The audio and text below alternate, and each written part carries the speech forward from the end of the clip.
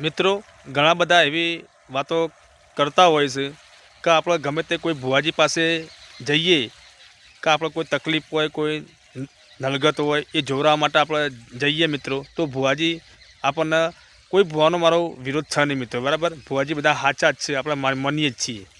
ભુવાજી સાચા ને માતાજી સાચી, બધું સાચું જ છે.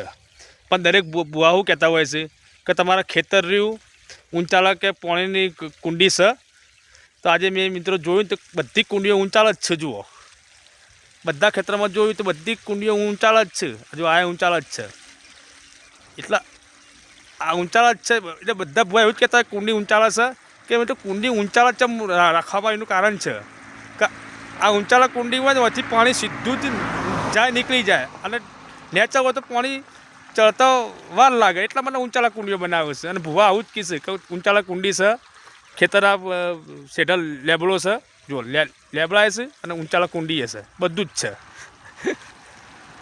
જય માતાજી.